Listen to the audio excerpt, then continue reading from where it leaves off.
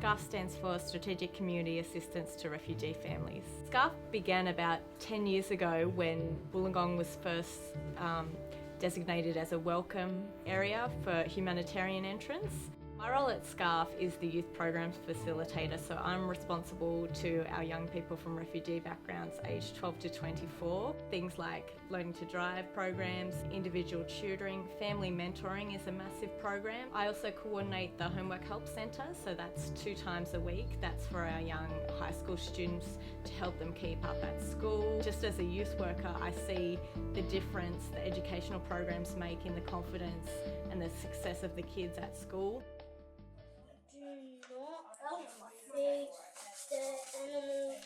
My involvement with SCARF is as a volunteer homework tutor. I've been connected with the Bull family since I started with SCARF, which was 6 years ago.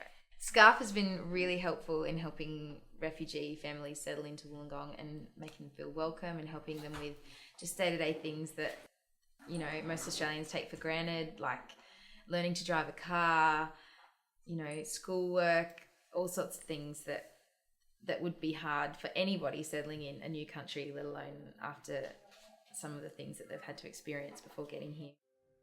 In 1983, the Second Sudanese Civil War broke out in my country, in my home village of Bor. In that situation, basically that's where I lost my father, my uncle Ajang, and my mum was separated from her mother, her siblings, and lost her father and various other uncles.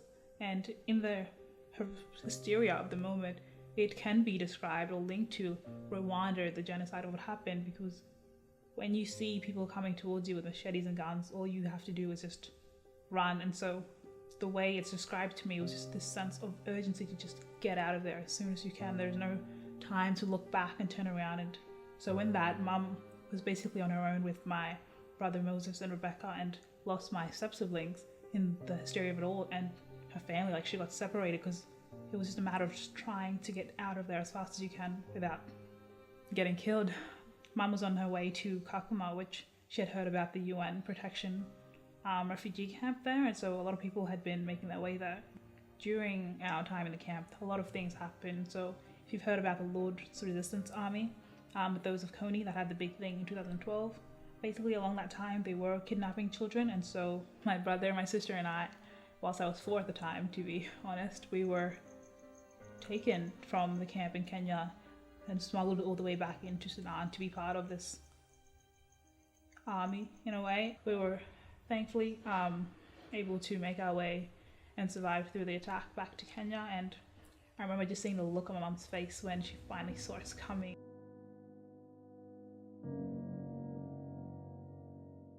With what Mum had just gone through, she was eligible to be placed into that centre, and it was a restricted area.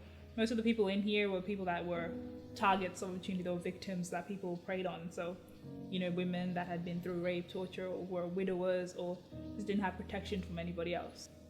We were in this protection area just to be protected even more by the UNHCR, and so it was an initiative that they had, and so we had schools within there, the hospital within there, so we were, in a way, removed from the outside refugee camp, because it was a very nasty place. My mum was actually pregnant with a child, and with the abuse that they suffered in there, she actually lost the child in miscarriage, and so from all the beatings and everything, it was actually a stillbirth.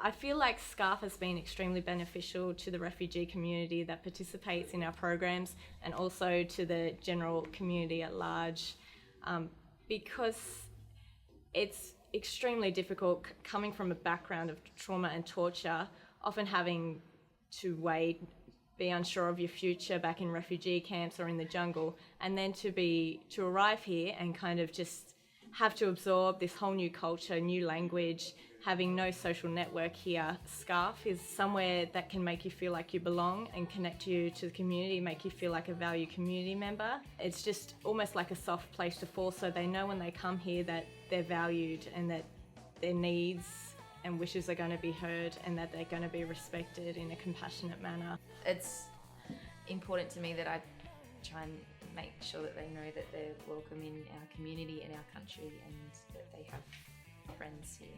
It would just be awesome if similar organisations could open up around Australia and make everyone that comes here feel welcome and have an easy transition into Australian life.